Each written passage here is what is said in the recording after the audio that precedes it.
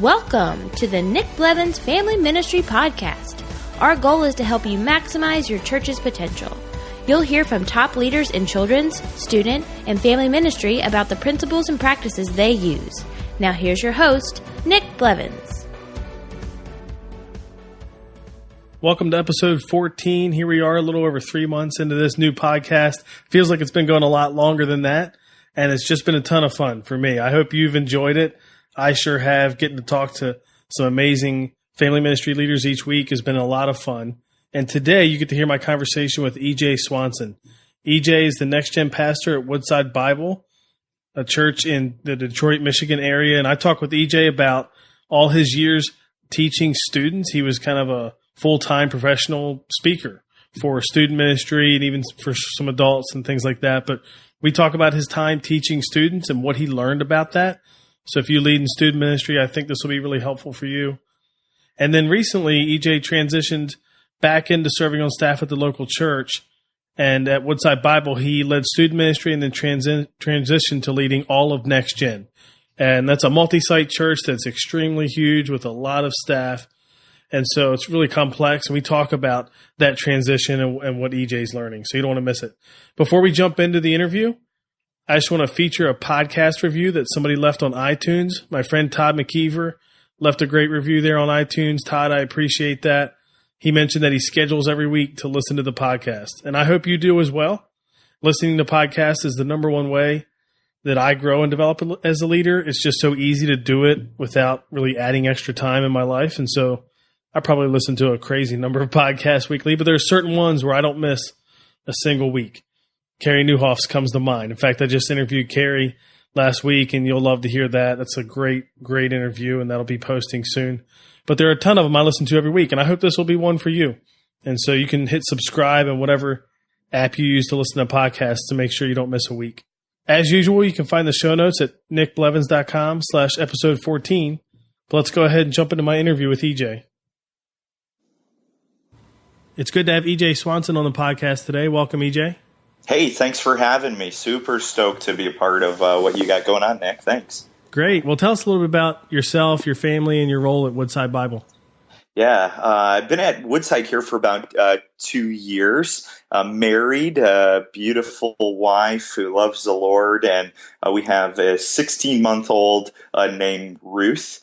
And I am learning a crazy amount right now about the flip side of parenting, right? Where for so many years I've worked with students and kids, but now having one of my own, it's definitely a learning curve.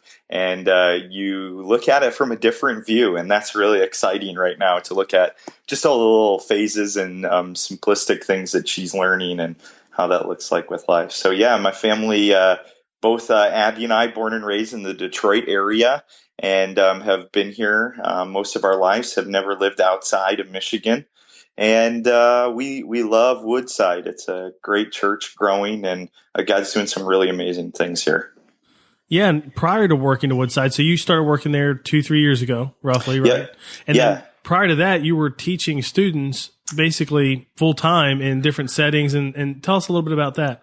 Yeah, I had a really crazy journey. Right after I came to know the Lord, I was participating or doing an internship through Bible college at a camp and got the opportunity to start teaching students. A speaker didn't show up one week, and as an intern, they threw me on the stage. And it kind of snowballed from there. Within the first year, got to do some really big events, and God was definitely had his hand upon me and was using me in a great way. So I spent about 10 years traveling all over the country, teaching students and college students at some really small retreats and some huge events, festivals, 25, 30,000 people, and all things in between. A lot of denominational state conventions and all across the board: Baptists, Southern Baptists, United Methodists, Lutheran, LCMS, ELCA, non-denom. All across the board. So yeah, it's been awesome. Been 49 of the 50 states, and I want to get up to Alaska at some point, but just haven't got there. Nice. I was going to ask which one you hadn't been to. So you kind of obviously got started there with that camp, but how did you end up, speaking at some different things? I think a lot of people wonder how that works. How do you become a professional full-time speaker? Not that a lot of people are doing it, but it's just one of those things where it's hard to see how people get into that, right? Yeah, definitely. I thought I was going to go into student ministry, and that's what I was studying. There are those opportunities that right off the bat you just have to take. I think a lot of guys, what happens, and gals too, as we get into ministry, and we've either hired a speaker that maybe is a little bit further down the road from us, or has some experience, and we want to make $500 or $1,000 or $2,000 or $10,000 a weekend or a week of camp. And the reality is I knew I couldn't do that. So I started just helping people out and asking for references and referrals to other people, kind of the business side of speaking, which does have to be a part of your ministry. And as God was using me, people just kept asking me, and I got to do a state convention for denomination. And there was about 3,500 students there. And God worked in some really cool ways. And then I got an opportunity to travel with a really, really well-known Christian band as a tour pastor, and it kind of snowballed. And that was a huge part of speaking for me too. But I really, off the bat, Nick, made the decision that I wasn't just going to be the guy on the stage. I was going to make the decision to be on the stage and off the stage. So I would do things even at those small retreats and events, like eating with kids at lunch, and not just sitting in my room and studying for the next message, but being prepared so I could go on the paddle boats and the climbing wall and the giant swing at some of the Young Life camps and stuff like that. And that's really what got me going and kind of multiplied my ministry by saying, hey, I'll just do this. I always tell people, I don't think Paul would have ever said, hey, I'm going to go into Philippi or Ephesus or any of the places that he had those missionary tours and say, hey, this is how much I am. He just said, Lord, will you use me? And God's been really faithful as I've done that. That's cool. And I know we definitely like when we bring in guest speakers or bands or whatever for student ministry retreats and trips, that they are with students like you're talking about. And then the other thing too is, you would probably agree, it makes your teaching more powerful because there's a connection. Even if you can't connect with every student, there's some connection. 100%. I think there's things even too outside of that, Nick, that you can tap into. I'm a pretty straight-laced guy. I'm jeans in a dress shirt is like my thing. I love it.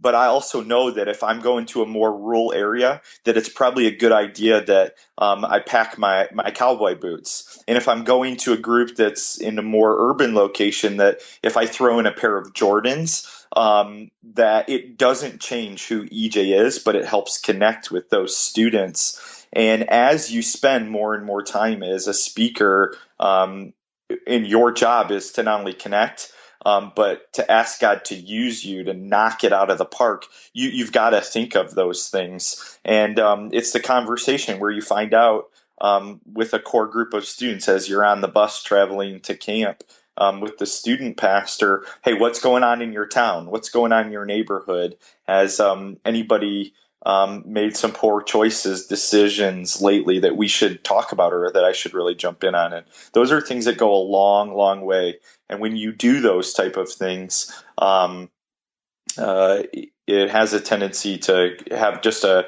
greater harvest because of that relational equity there.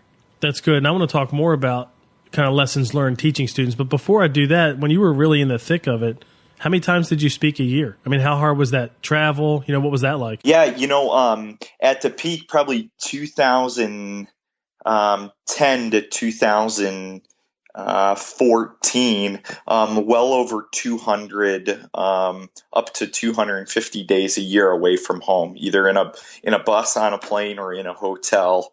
So it was, it was pretty crazy. The great thing, I have an amazing wife that's very independent. And she knew that as we were entering into to our relationship that that's who I was, that's how God had called me and was using me. But yeah, I was gone quite a bit, some years up to 300 messages a year. And that's a blessing as a speaker too, as you kind of have what I call those home run messages that you can do multiple times, but you're still writing, I would say, well over 100 sermons or 150 talks a year, which seems like a lot. But if you're a Baptist preacher and you have Wednesday night, Sunday morning, and Sunday night, that's 150 different sermons. So it is possible, but you really have to be diligent. And it was tough, Nick. There's no question. Being away from home, you have to have great dedication and great systems in place, not only just for your sanity, but also to be really faithful and spending time in the Word and praying and asking God to use you at those events. It was tough, but it's also very rewarding. I've seen hundreds of thousands of teenagers, young adults, and adults come to know the Lord. And because of that, when you see God using you and you see His kingdom growing, as it talks in, Acts 2, it's unbelievable. And that's a blessing that I've been privileged to over the last 10 years or so. Do you think, because you spoke to, like you were saying, many different denominations and groups and stuff like that, and I think that's a lot better today than it was years ago, in the sense that people don't cross those lines. But was there anything specific that helped you bridge those gaps and be in all those worlds? Yeah, I think some of it is the pregame, just learning what the language of the organization is. I come from a more Baptistic background, from Liberty, my undergrad and seminary, and there's stuff that we say that if you talk about baptism, from my circles, it's a choice that a student or even a child would make post a decision to follow after Christ. And in some of the more mainline decisions, kids are already baptized. So you have to be careful about that language and know what it is. You have to be careful about even how the gospel is presented. You have some people that would believe eternal security and others that wouldn't. And when you play a role with that wide of a demographic, you want to teach your convictions in the truth of Scripture. And it's important to make sure that people know that, but you also have to choose the right language. You can go as simplistic, Nick, as making sure that you're using the same Bible translation as the church. You go in and you teach from ESV all weekend at a retreat, and that church uses NASB, and every kid that goes to that church has that Bible, and they're the whole time looking around like, what is this guy talking about? What is he saying? So you look at those things ahead of time and you say, hey, these are my convictions. I'm going to hold to them. But what are the simple things that I can look at to really dive deeper in that? And with that, too, you can't always, Nick, preach the message they want you to preach because of those convictions and what your biblical standard and theological scope is. You just, at times, you have to decline events. Okay, I was gonna say, I thought maybe you show up and they say this, you're like, nah, I want to do this, but you just mean from the outset, we'll get clear about what you're looking for, and you just say no if that's exactly. Not, That's great clarification. By all means, you have to be mindful of those things on the front end. The worst thing, and any youth pastor, any even children's pastor would know, is if you invite somebody else into your sandbox to play, and they flood the sandbox. Instead of actually playing with the toys that are already in the sandbox. It's the worst nightmare. So you've got to find out ahead of time. And I'll tell you, I know that from experience because I messed it up a couple of times, and could have had some other amazing opportunities if I would have on the early stages learned what those things were. So you just didn't know, you weren't clear on it, and then showed up and taught, and maybe some disagreement or something. Yeah, I think there's been definitely times where I've got off this stage and they're like, wow, we didn't see that coming. You think, 3, 4,000 times of teaching at events, there's some times where you're like, that shouldn't have happened how it happened. They're going to be ticked, or those type of things, right? That happens. We're human, Romans 5:20, where sin abounds, hopefully grace abounds much more. And I've had those, like, I need grace right now. Sorry. Yeah, don't fire me as soon as I walk off stage. Yeah, I've definitely been there. That's great. Well, a lot of people listening obviously lead student ministry, and teaching is a huge part of that. So what are some things you learned, and we're hearing some of that already, but what are some things you learned about teaching students and connecting with them that would help people listening? Yeah, I think I have a tendency over the last, at least after 2 or 3 years, I realized that I was teaching the right things biblically. It was teaching with relevancy and things like that, but my teaching needed to get better. I need to focus on things more than just the text, right? If the root is the text of what we have to present and teach, and we want to keep that the root of it, then what do we do to support the root? How do we fertilize that? How do we make sure the soil around the roots is correct? And I started taking time reviewing my own teaching, how I'm moving on stage, my vocal inflection, how I'm using my notes, when to use notes, and even how I'm highlighting notes and stuff like that can really make you a better communicator. And when you do stuff like that, often what happens is you're able to then hone in better on the students that you're teaching. And it gives you the ability to read the crowd better and go, okay, they're getting this. I can keep moving, or I need to illustrate further, or I have an issue right now. They're not picking up what I'm putting down. How do I unpack this even further? Like overstudying. So if they're not getting it, you can put it out more. And I think those are some of the things that off the stage and in review you can focus on. Because most of us, Nick, we figure out how to write a sermon and what to say in a sermon a whole lot quicker than how to deliver that sermon, especially to students. Yeah, or we don't really even work on it at all, right? I mean, like it's written and then we just go for it. Or if you rehearse it, it's just so different live. Yeah. Yeah. Again, the more at bats you have, I think the different the prep for that sermon becomes. But if you're using a curriculum like our church, we're huge fans of Orange. K through 12, we use their stuff. We also write a lot of our own stuff and add to some of the things that Orange does. But I always tell all of our student pastors and our kids directors as well that their opportunity, if they didn't write it, is to rehearse that bad boy over and over and over. So it's just not the first time they're taking it out and teaching it. And sometimes we get to the point where, hey, we're going to do this series. We write all the messages and we plan all the games and we pick out the lights and the graphic and the walk-in music, and we have ice cream after. And then we're like, man, now I got to write a sermon. And I get that because I've been in those shoes. But we've got to be mindful of making sure that the message is the core of what we're doing. And we're, for lack of a better term, rehearsing it. And then once we've rehearsed it, for those of you who would pause right there and go, well, where's the Holy Spirit? Once you get up, that's when you say, okay, Lord, I've done my due diligence. Now would you work through me? And I've found that really beneficial. Yeah, and you would even agree probably that you're also you're hoping and praying that the Holy Spirit's working through you in the prep too. If you didn't write it, you're trusting, obviously, God's working through people that wrote it, but you're preparing it.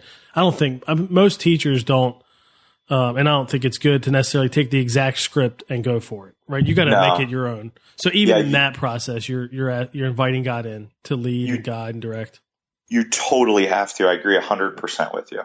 So you mentioned a few things there I think are critical. I don't want people to miss. One is that you watched yourself. You went back and reviewed your teaching, not just audio, but video, to look for things. And that's hard, right? Yeah. Isn't that difficult? Yeah, and I think that's one of the things that we start with, right? Like we have the ability, whether it's through our Mac or maybe a system within our church, to do audio, and you can pick up on about 20%.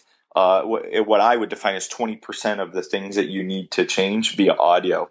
But if you put video up, even if it's somebody from their iPhone, we have that technology now to record you maybe once a series or twice a series, and you review it first, and then you invite other people to come in and watch it. You will pick up a ton of stuff.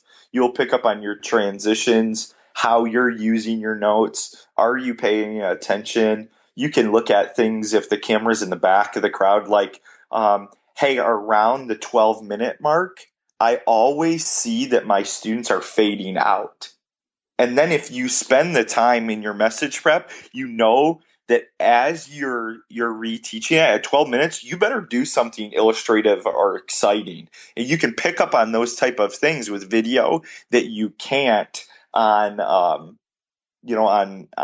audio. I'll just be transparent. One of the things that I found early on when I was teaching, I think I was really nervous at some of the larger events that I was doing, and I would sweat like crazy. And I realized how distracting me being sweaty was. So I had to start like thinking about that and asking people, like, is there any way I can not sweat when I speak? But for me, when I got nervous, right, I would drink a ton of water.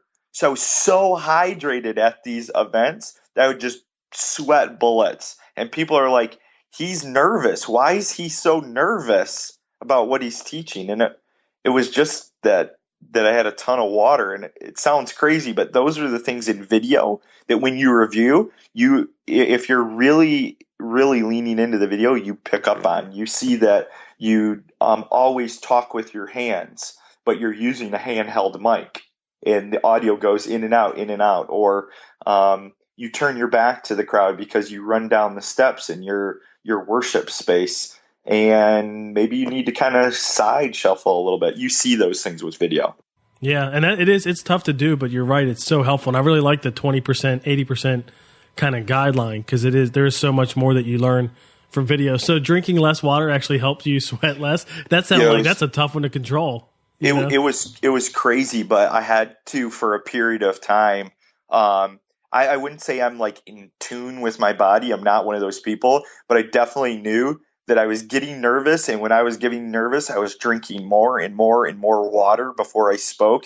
So by the time I was getting on stage, I was like, I was just ready to sweat. And I mean, I would just pour sweat, especially in these bigger venues with huge lights and every kind of intelligent lighting that you can imagine. And it was hot on stage, and I'm up there, 25, 30 minutes. By the end of it, I looked like a hot mess. And it's well worth the laugh. But I learned that through video. Like, wow, that's really distracting. I hate that. Yeah, and you're not alone. I was able to change it. Yeah, and I think anybody that's spoken on stage, particularly like you said, with lights like that, it's different. It's crazy. Yeah, it's wild. You also mentioned notes and just learning, even watching video, how are you using your notes, all that kind of stuff. When you got, tell me a little bit about what it was like, how you used notes early on, and then did that change as you spoke more and got more comfortable, did that grow, and like, what is it like now? Yeah, that's a great question. Early on, you go through Bible college and you take a homiletics class or, those type of things. I was like, I'm going to use a bullet, format. I'm just going to have a half sheet of paper. I'm going to put it inside my Bible, and I'm going to go from there. And I would review those messages. I go, man, I didn't say that thing I wanted to say. So I kind of went the next step, and I started just like putting the things that I definitely wanted to say. To honestly now, Nick, I write out my messages word for word, full manuscript. I work off of an iPad, and I have a system. What my system is I create everything in Google Docs. I mark it up. I'll share that in a second. And then I export that Google Doc in a PDF form to an app called Goodreader. I have Goodreader Pro, and Goodreader allows you to flick pages instead of scroll pages. And I use kind of a color coding system and underlining system. Anything that has to be said word for word within that manuscript, I put in yellow. Before a slide, I use the hashtag symbol with the word slide all the way across the page in orange. Illustrations for me are in teal, and that's also an indicator for me that I own the illustration and I'm stepping away from my notes. I'm illustrated, I'm being animated, all those type of things within my teaching, and giving people the opportunity to really dial back in if I've been clinging to my notes some. And I highlight other stuff. Green are all my transitions. And that's just because of the manuscript. It gives me a way to internalize and go, okay, this is what's next. This is what's next. Here's what's next. And that's worked great for me. So now, again, I've preached, in the last 12, 13 years, probably more sermons than some pastors will teach, or student pastors, especially in all of their time as a pastor, because of the at-bats I've been able to have 2-3 times a day at some points. That this is the rhythm that's worked really well for me. Full manuscript, word for word, what I want to say. That's good. I do the same thing. It's sometimes when it's time to actually do it, I'm not using the full manuscript, but at some point I've written it. That way I can really nail that down. So that's good. Now, by the time you teach it, like how many times do you rehearse it before you go? Like how tied are you to it? Yeah. Again, full transparency. It really depends on the event. Some events, that you are the guy, you are the moment. They're centering everything around you. Those opportunities, I'm probably 2 or 3 times deep, verbally out loud, reading through or preaching that message. When I have the opportunity, I teach about 15 times a year at our largest campus at Woodside on the main stage. Those I'm not only doing out loud, I'm also recording them via GarageBand. I'm throwing them on my iPhone and I'm listening to them over and over when I'm driving in the car. And I do that sometimes the same thing, Nick, when I'm flying to big events. And I know that God has given me that opportunity. I better own that opportunity and really and be faithful to the opportunity He's given me. So sometimes 2, 3. Sometimes I've listened to that on my iPhone 20 times. Wow. Well, and the interesting thing that you mentioned there too is listening. So you're teaching it, like rehearsing it, recording that, and then listening to it later. And the good thing about that is, like you said, you're on a plane, you're in the car, you're using time that is already being spent on something. Yep. So it's not necessarily extra time. You have to spend extra hours in prep. You're just using time you would already spend to get better. That's really good. That's a good tip. Yeah. Some of that, Nick, is just so you can hear how you want to say that. Oh, I should say that with more emphasis. Yeah. I need to quiet my voice in that and relax. Or, hey, I should probably really lean in this moment, or I should do these type of things to draw attention. So that's why I do it. Yeah, and I bet, if you're talking about typing it out. Now, do you write it like with a stylus on your iPad, or No, you're typing. Yeah, it? I'm typing it. So you're typing it, you're rehearsing, like you're doing it, you're speaking it and rehearsing it, and then you listen to it. Those 3 things alone would probably help you memorize a message. Just doing each one time. Yeah, definitely. And different ways you learn and remember things. That's good. Yeah, it gives you the opportunity to be prepared when you get up there. And although I still carry up the full manuscript just for me as comfort, sometimes I'm 10 times deep into that message. Yeah, you'll be like Bill Hybels going through like 8 cards when he goes on a rant. You ever see that like at a conference? Yeah. he goes off on a side awesome rant and then comes back up and has to flip through like 8 cards. Yeah, that's awesome. I wish I could do that. What an amazing teacher. So are there any books or resources that you've read or consumed that have helped you as a teacher that you would want to pass on?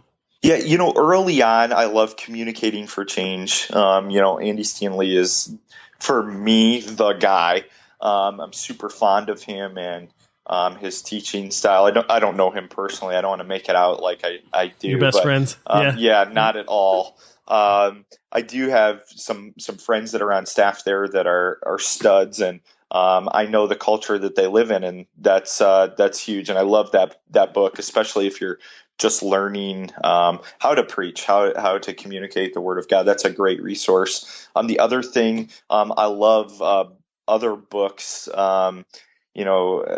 just a whole bunch of sticky statements and how to share messages that stick and that type of thing. I'm sure afterwards I could send you a couple of links of my favorite. You could attach them to the post in some way, shape, or form. So look for those. But yeah, I have a couple of books I really like. I'm just not drawing the titles off. Yeah, that's good. My head. Yeah, we'll put them in the show notes so you can send Awesome. them afterwards. We'll put them in there. I know on our team, our executive pastor used Preaching Rocket. I don't know if you've heard of that. Yeah. And it's got a lot of great people who are involved in it. Jeff Henderson from North Point, stuff like that. And it's basically just a system of how you can learn to write messages regularly. And it's kind of like a 2-week process. Now, of course, if you're doing it every week, that means you're, like most pastors, you're preparing one that's farther out and you're also working on the one that week. But he's loved it. He's really loved it. It's been really helpful. Now it's how he preaches. Like when he knows when he's preaching in 2 weeks, he just starts that process. It's been helpful. So I'll link to that too. That's awesome. Some people might find that helpful. One other thing I want to mention before we moved on was you talked about reading the crowd a little bit. Like, are they getting this? Do I need to stay here? That's obviously something I think that's developed from doing it more and more and getting more comfortable. How did you get to the point though where you were comfortable enough to really read the crowd and adjust on the fly? Yeah, this is I'll say it this way. This is my secret sauce, so I'll put it out there. If any of you guys have watched the show Lie to Me, there's a guy named Paul Ekman, and that's who it's based off of. He's basically the world's most renowned nonverbal behavior pioneer guy. It's a sweet show if you ever watch it. He basically reads people for a living, and I had the opportunity to study under him for 3 months at Oxford, because there was a point, I talked about this at a conference just this last year. There's a point where you realize that you can connect better. So this is kind of my secret sauce. I've now been to the point where I literally read people's faces and body language. I pick up on stuff like, are they comfortable? What are they doing? How are they responding? What type of smile do they have? So I've kind of got a little bit over the top with it. I'll just put it out there. But I'm looking for those things. So those are other things that I'm reading and looking at to go, how do I study people better? How do I look at what they're doing and how they're doing it? There's a book called Unmasking the Face that he has that I've read through. That's really good. So I kind of took it a little bit of a step further, which actually kind of led me into the church world because of that. So maybe we'll go there too. That's cool. I actually know of Paul Ekman. I've read Unmasking the Faces. I'm a little bit of a nerd of that stuff too. I've watched Lie to Me. I love that series. Behavioral sciences. I love that stuff. I've never really made the connection though between reading people like that and a teaching setting. I've just liked it for all the other reasons. Yeah, I mean, it's mind blowing. As a student pastor or even as a leader, if you lead staff, to be able to understand your people better and look at how they are interacting when you ask great questions and those type of things. You can see those micro expressions and things of, oh, hey, they didn't get that, or hey, what was that? So I kind of went the next step. But again, my role for well over 10 years was just to focus on making sure that people, when I taught, fully understood what I taught. So I took every God-given advantage and tool to be able to do that. So if people say like, hey, what are your hobbies? Man, my hobbies all for a long period of time revolved around how do I become a better communicator? That's good. You really tried to perfect it. That's awesome. So how did you said you studied under him for a bit and maybe that and somewhere in there was leading you to the church or to Jesus. Tell us a little bit about that. Say that one more time for me. You mentioned you got to study under Paul Ekman, and didn't you say that there was some of that whole journey is what led you to Jesus? I'd love to hear about that.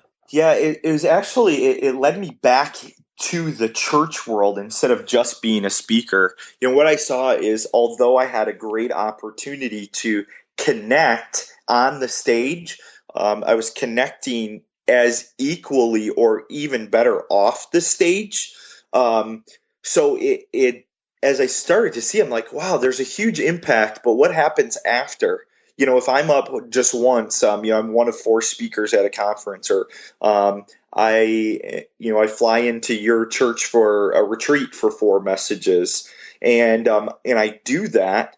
How do I connect with people off? And I found out that, man, if I connect with people off the stage and I'm able to see them, that's really what was connecting with the message. It was really where the message would gain traction.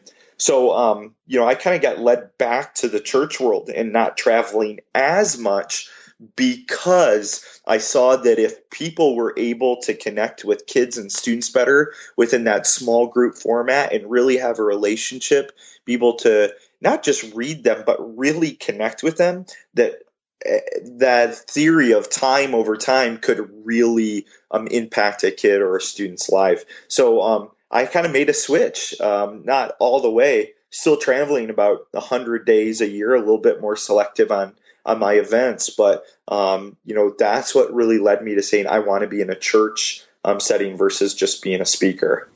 Gotcha. Okay. I thought for a minute you meant that you were pursuing like speaking, but not in the church. Like outside, that you're like in the business world. No. It was definitely because of being a preacher that I wanted to get better at that. But it led me from being in like a parachurch ministry back into the local church. Yeah, because you want a community connection. Correct. And I saw that that's where a ton of life change was happening when the message was met with that small group setting. So I totally believe in that. That's awesome. And so then that's a good transition, because we want to talk about coming to Woodside Bible to lead student ministry. Tell us a little bit about that transition in and then what student ministry looks like there at Woodside Bible. Yeah, well, every opportunity I have, I always like to speak highly of our leadership at Woodside. Woodside is 12 campuses and growing. We're going about 3 campuses a year right now, and most of them right now being in solid locations, not portable, somewhere around 15,000 people. And it's one of the fastest growing churches in the country by God's grace and provision by all means. And I had the opportunity to be right back near my family and my wife's family, where we both grew up in this area, and lead the student ministry team. So I came in, and there was 10 amazing guys and gals, plus the rest of their teams who are leading at our campuses, and was able to dive in with them and see, almost 1,500 students initially when I came in. Now upwards of 2,500, almost 3,000 teenagers, a part of student ministry here at Woodside, that I've now been able to kind of pass the leadership to another very talented guy on, and continue to lead in other areas. So it's thriving here. It was a great opportunity, and came in at a really great time with great leadership before me as well. So I know it's multi-site, so it could look different at different campuses, but what does the strategy look like overall? The mix of large group, small group, are they in a service on Sunday morning, that kind of thing? Yeah, definitely. It varies a little bit across each of our campuses. High school this year at most of our campuses is moving to Thursday nights. Typically, we've done that on Sunday. Middle school meets on Wednesday.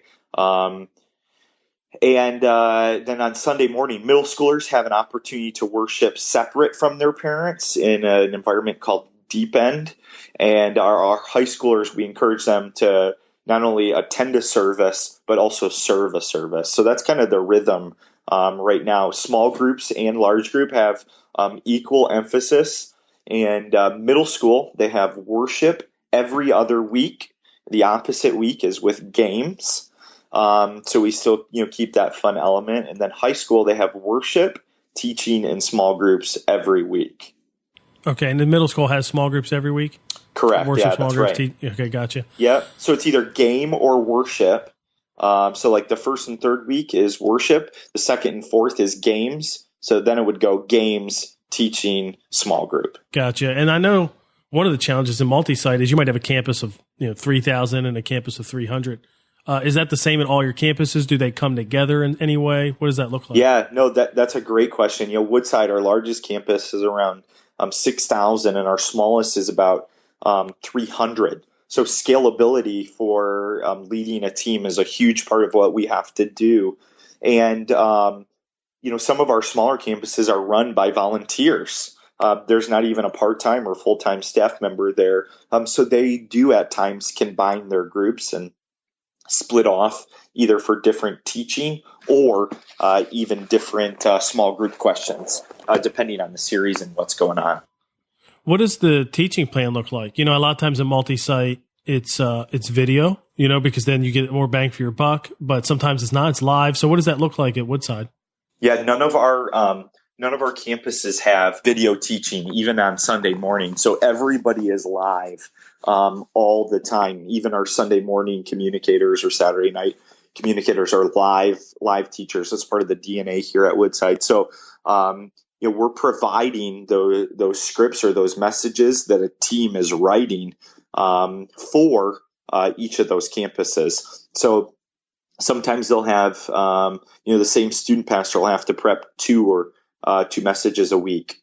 So if they're preparing maybe 2 messages a week because they're getting shared in different ways, or how does that work?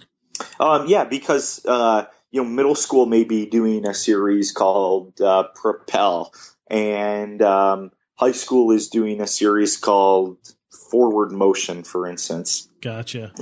So they're doing 2 different series. Now there are times that we overlap where middle school and high school does the same series, kind of at the peak times, like when you're taking 1,000 kids on a retreat. Those times are pretty chaotic for all of our campuses. So we have the same series running at the same time, but some different illustrations or small group questions within it. Now, just as a reference, in your main services, are those live as well? Or they are. Yeah, everything's live.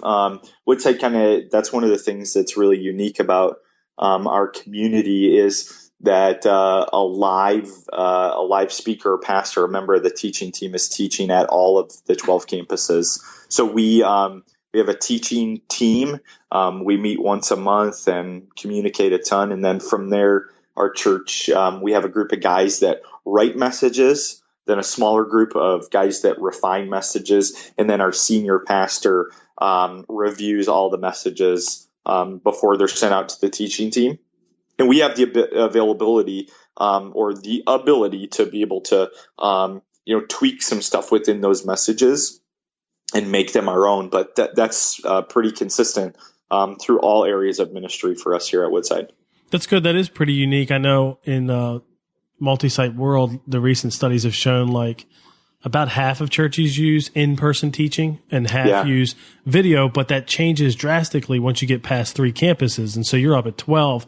I would imagine the number of churches doing in-person at that level is pretty small, but you're not too far from Chicago there, where Community Christian Church, they do that as well. Yeah. So it totally happens, which is cool. So I guess you look for campus pastors who also preach.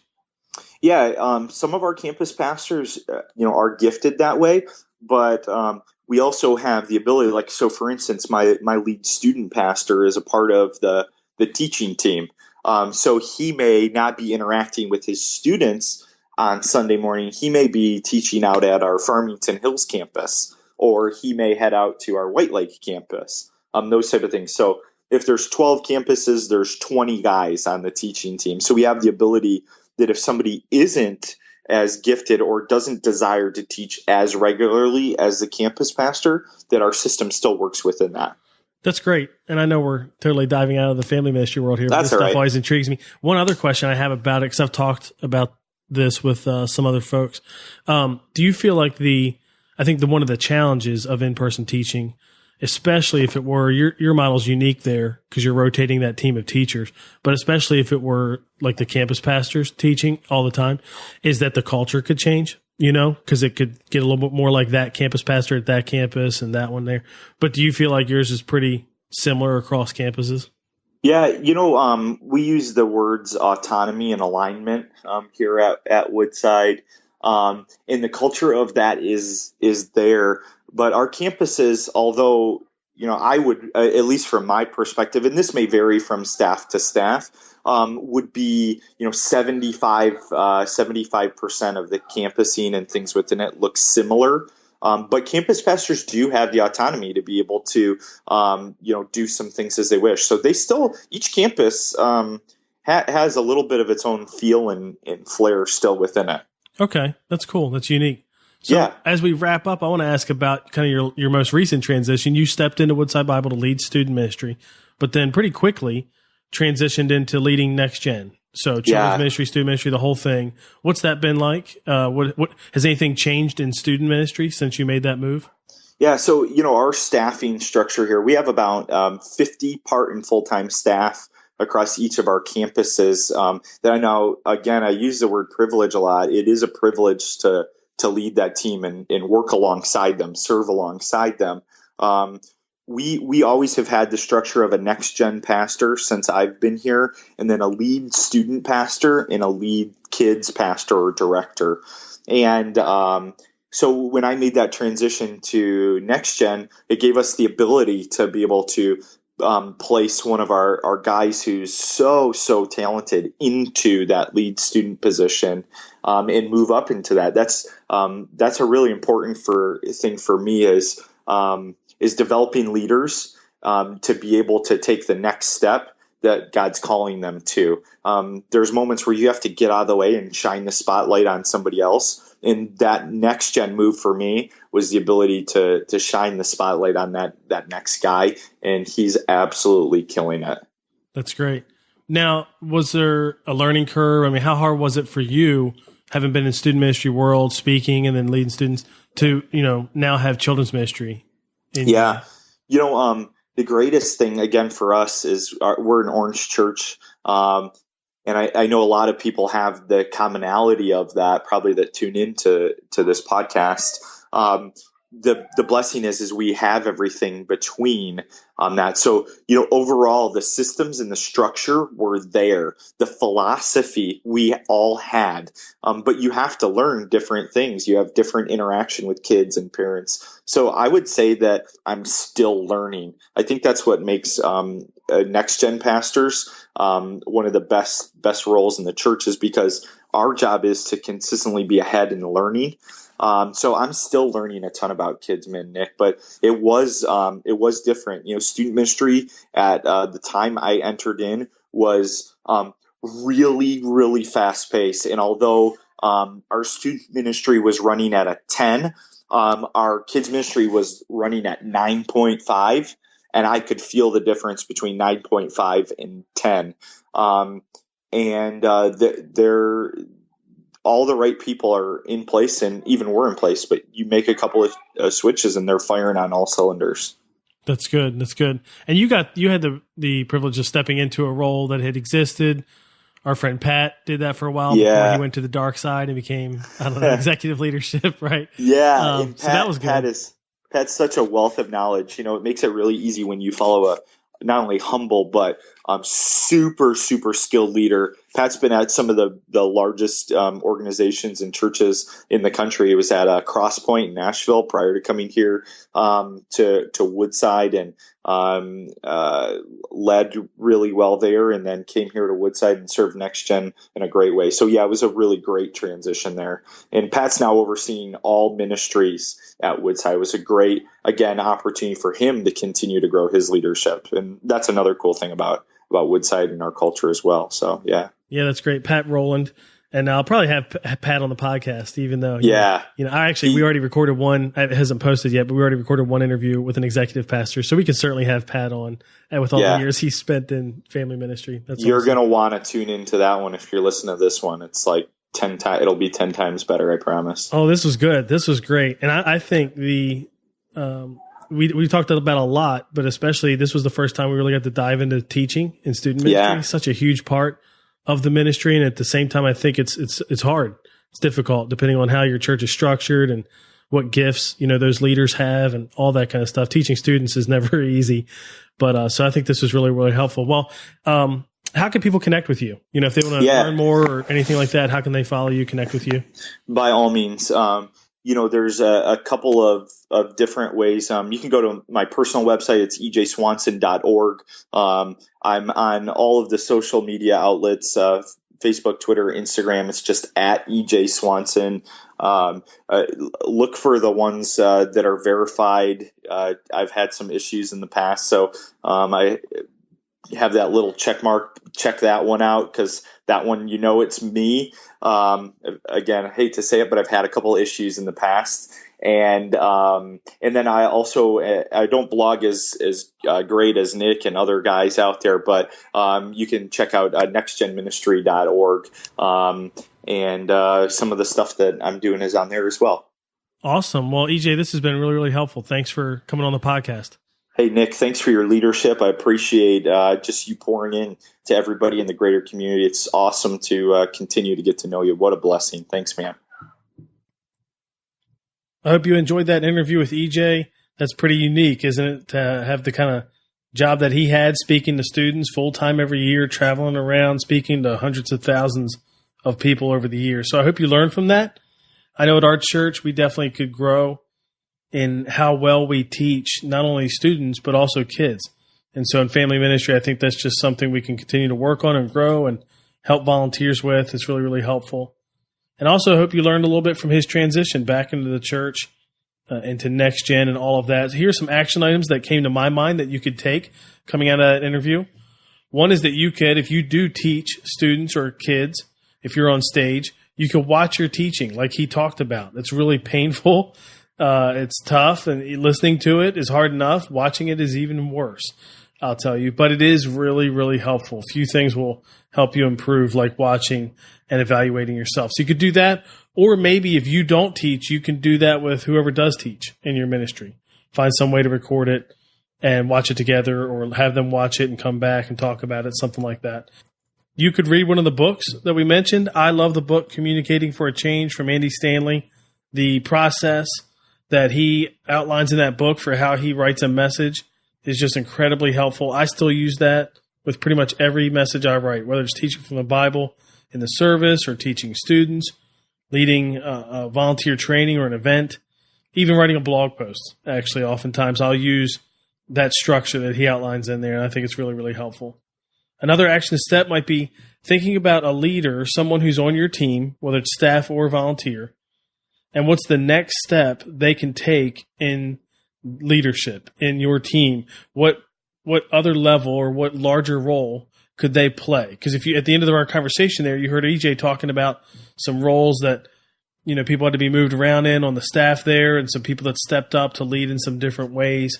And obviously it may not be staff in your context. Maybe we're talking volunteers, but a lot can happen if we just identify a great leader who's doing some good work and ask them to lead at a little bit higher level.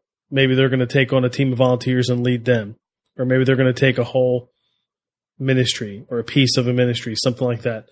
So that's an action step you can consider taking as well. Just, jot down names of who you think might be up for that task, and then ask them about it, have a conversation and meet with them and see what comes of it. You can get the show notes for this interview at nickblevins.com/episode 14. Be sure to subscribe. In the next episode, I talk with Gina McLean. Gina led children's ministry at Life Church for a number of years and now leads children's ministry at Faith Promise Church, 2 large multi-site churches. Gina's just an amazing leader. And we talk about small groups for kids, which is really good. I mean, you're going to love what she talks about there. And she has a book out on that topic that's just really helpful. And then we also talk about what it takes to stick it out long-term at a church. And so you don't want to miss that. Be sure to subscribe. And we'll see you in the next episode of the Family Ministry Podcast. Thanks for listening to the Nick Blevins Family Ministry Podcast. We hope this helps you maximize your church's potential. We would love to hear stories of how you apply what you've learned. You can do that by leaving a comment on iTunes or in the show notes at nickblevins.com.